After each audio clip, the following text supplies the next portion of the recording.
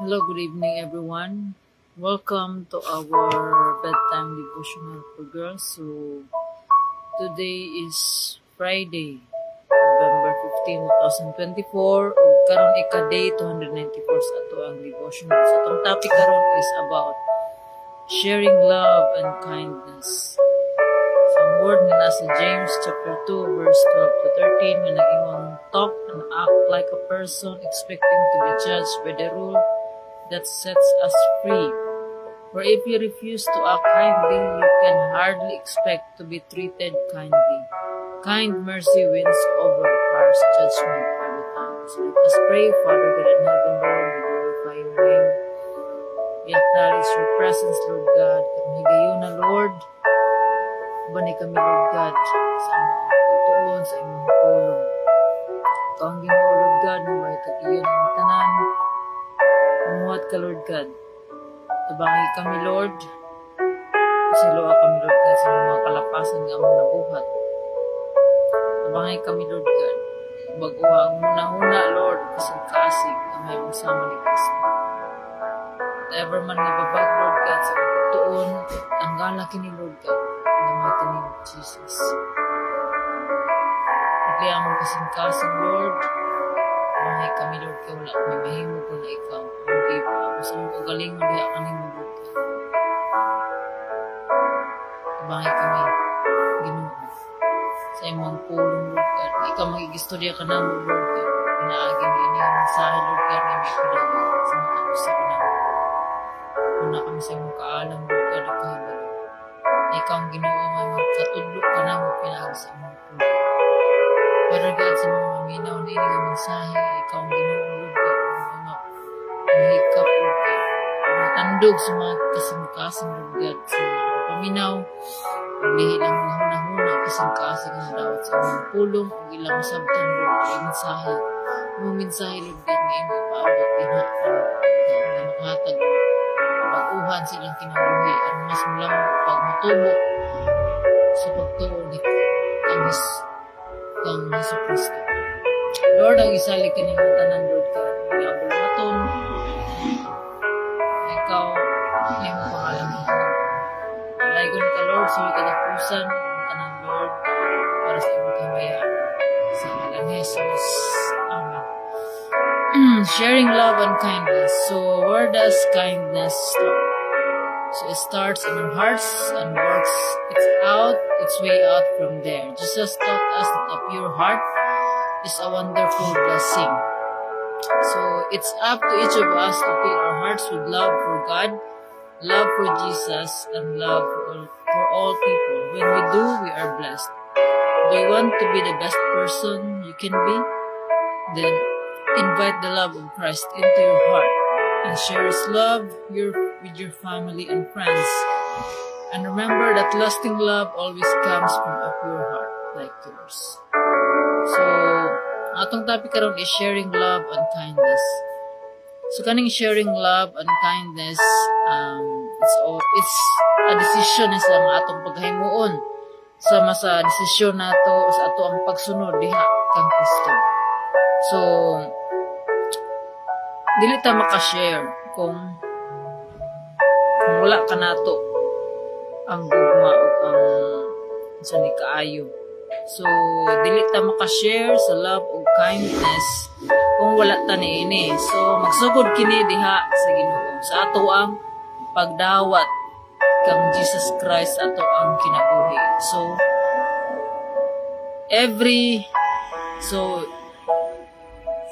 kuha siya, kana, it's a choice, it's a decision. So, pilion nato ang love o kindness. So, mungkin ang gitudlo ka nato karon sa Ginoo to share the love and kindness sa tanang tao. So, even those katong mga tao nga, may nga dili deserve ni nga tao nga tagaan o kanang kaayo, kaluoy. Pero, ang gitudlo ka nato sa Ginoo is everybody. You should treat everybody with love and kindness. So, dili ta kung unsa lamang ato ang gusto nga i-treat kanang nga tao, dili ta mo pili dili ta mo pili tungod kay ang Ginoo nag-ingon gani ang Ginoo nga love your enemies. So tanan tao ato ang i-treat with love, kindness, with respect, with goodness. So mao ni ang gitudlo kanato sa Ginoo. Mahimot tang matinabangon atong buhaton kung unsa ang maayo ug sakto.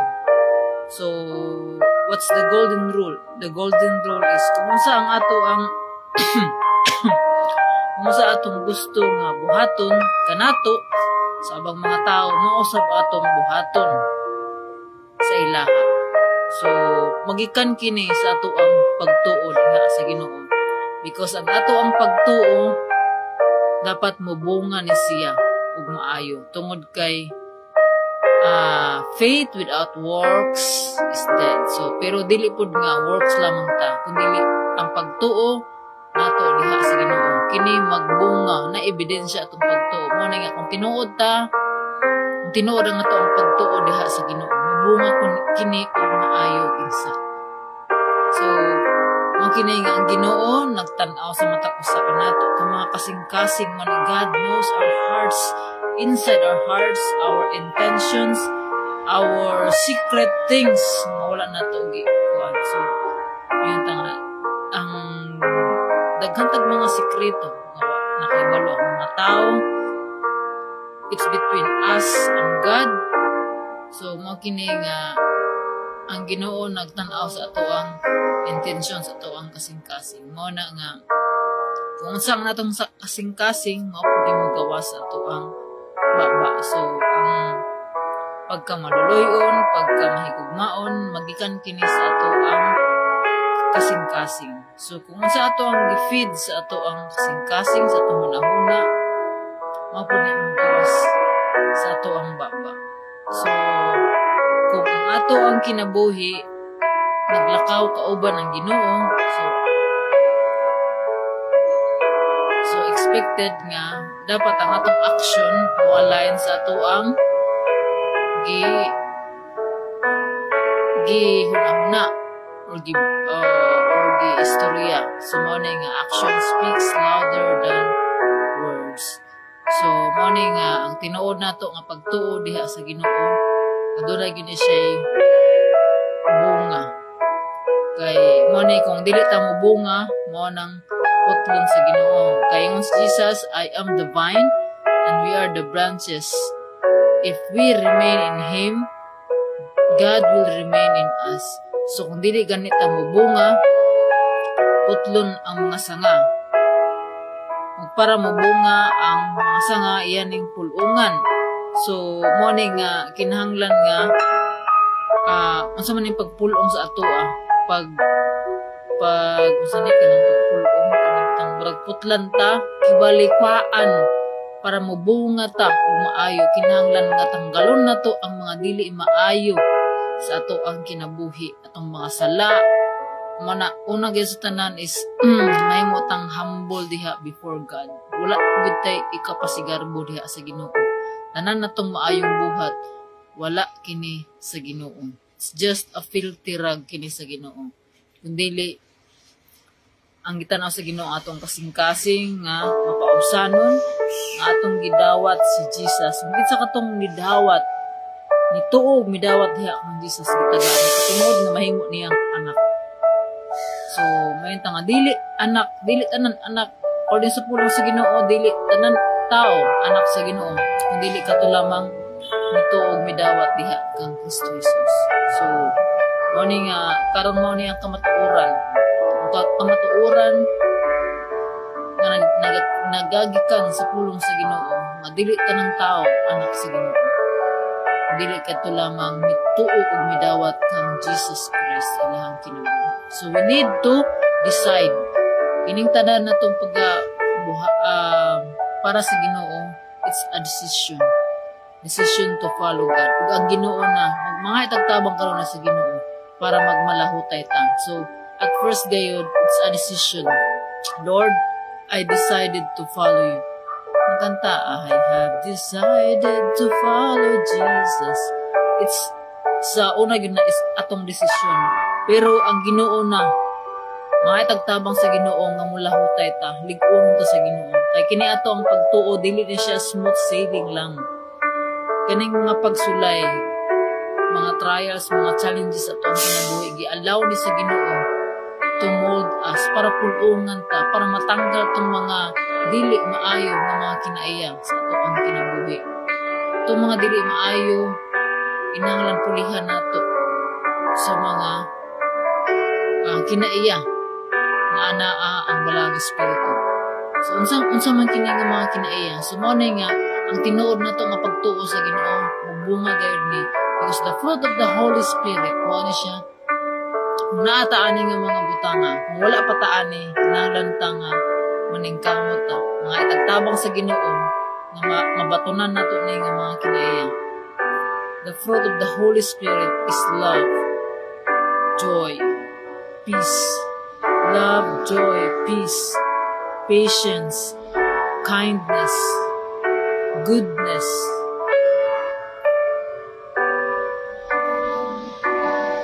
faithfulness, gentleness, and self-control. So, kini nga mga kinaiya. So, ito ang i-examine ang atong kagalingon, i-reflect na ito ang atong kagalingon na abataan niyo. So kung wala pa ta ani nga mga kinaiya sa balang espiritu, atong i-question ang ato ang pagtuo diha sa Ginoo kung tinuod ba. Kay ang tinuod nga nagtuo sa Ginoo, dili gyud mahitabo nga dili gyud mo bunga. So mao kini ang pagbunga nga sa balang espiritu. Mao kini unahon gyud ang ato ang karakter, mao na nga ang tinuod nga naay Ginoo. Tinuod nga pagtuo is naagi ka bag-uhan. Ngayon ka nga, the old life has gone and the new life has come. So muna nga, it's a decision. Muna nga, ang atong pag-decide to accept God, to accept Jesus in our hearts is a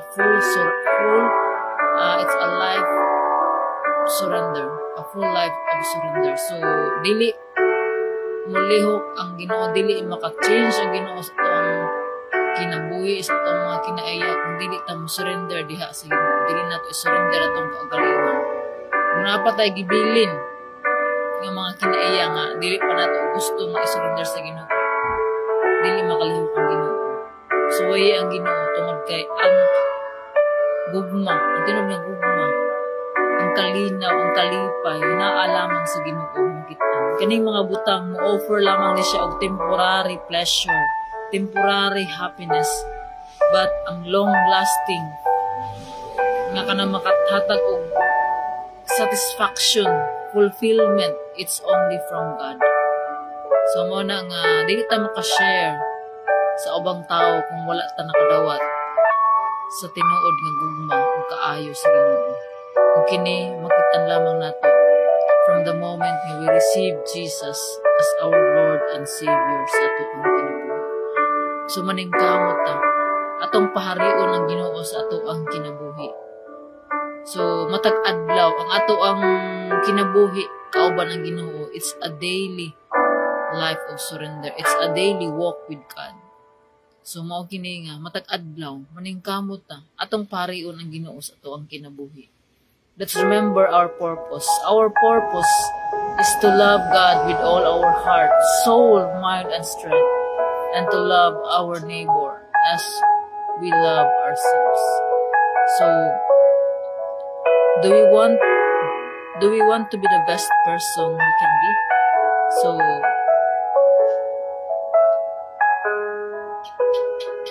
if yes, then invite the love of Christ into your hearts and share His love to your family and friends.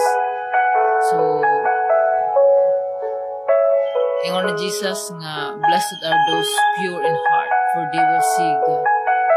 So, ang Ginoo makakita sa ato ang kasing-kasing if we are pure. So, kung daghang pag mga impurities sa ato ang kasing-kasing, dili makasulod ang Ginoo mo na nga, ato ning ipatanggal, ato ning tanggalon sa Ginoo. Ato ning ipatanggal sa Ginoo ang mga impurities kung maglisod kag tanggal.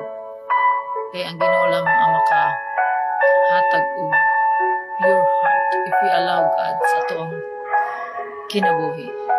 So mo na ang ato ang devotional karon, ang Ginoo nagtudlo kanato to share His love and kindness to everybody. So dili lang ta mapili sa mga tao nga ato ang share, kundi sa tanang tao, whether good or bad. Kay tanang tao deserve og love sa Ginoo.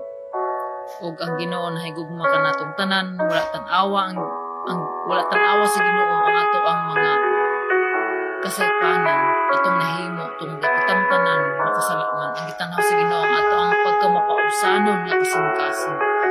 So let's humble down our hearts and realize our need of God. So we need Jesus in our life.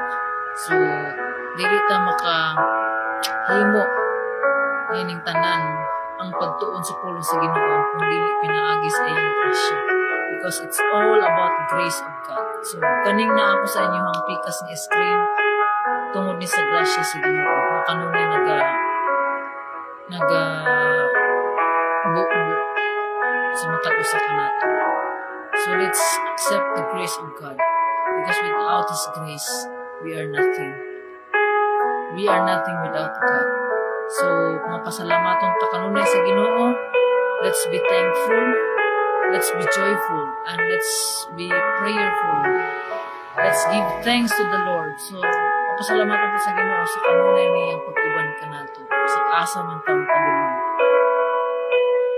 So God is reminding us to share His love and kindness sa tanan natong gipangbuhat o pang-istorya. Let's do it with love. So to God be all the glory. So let us pray. Father God in heaven, Lord, daghang salamat, Lord God, for reminding us, Lord God, of your love. Pinaagi sa imong gugma, Lord God, nga imong gibuo ka namo. Kami nga mituog, midawat, diha kanimo nakabatulosod kami, Lord God. Nga amo po ning ma-share sa abang mga tao, Lord God, nga sa among palibot. Lord, help us, Lord God, because we are nothing without you, Lord God. Dili kami makalahutay, Lord God. Dili kami maligpon, Lord God, kung dili pinaagi sa imong grasya. Tabangi kami, Lord God, na magmalahutayon sa among pagtuo, diha kanimo. Nga kini nga pagtuo, Lord God, mag-produce ni maayo. Resulta ni Lord God sa pagbuhat sa maayo, Lord God, sa paghigugma sa tanang mga tao, Lord God, even those our enemies, Lord God, and those people, those difficult people, Lord God, sa among kinabuhi. Father God, daghang salamat, Lord God, sa imong pag-uban ka namo. Salamat, Lord God, sa imong kaalam. Salamat, Lord, sa pagtudlo ka namo sa imong pagkamataon, Lord God. Tabangin kami, Lord God. Kanunay kami nagalakaw, kauban ka, Lord. Wala kami mahimula ikaw, Lord God. Help us, Lord, to be the person you want us to be. Help us, Lord, to be the best version of ourselves, Lord God. Tabangi kami, Lord God. Tuluy kami. Wala kami mahimula ikaw, Lord God. Sa mga naminaw, Lord, inyong mensahe, ikaw ang Ginoo, Lord God. Ano ay magapatubo sa ilang mga pagtuo diha kanimo, Lord God. Help us, Lord God. Help them, Lord, to decide, Lord, to follow you, Lord God, in everything, Lord God. Lord, akong isalig kanimo, Lord God. Ang mga tao, Lord God, na makapaminaw na iyong mensahe, ikaw, Lord God, ang maglihok kanila, Lord God. Ikaw maghahatag, Lord God, sa gugma, Lord God. Sa fulfillment sa ilang kinabuhi. Lord, dalaygon ka, Lord, salamat sa imong pagtuon. Kanamo, Lord God, gikan sa pagsuguran at sa pagtapos. Kining tanan, Lord God, para sa imong kinabuhian. Dalaygon ka, O Lord, imong tanang dungog, himayag mga pagdaig. Kanimo lamang amahan na naa sa langit. Kining among giampog, ipasalamatan sa pangalan ni Jesus. Amen. Amen. So, have a happy weekend. Good night. God bless and see you tomorrow. Bye.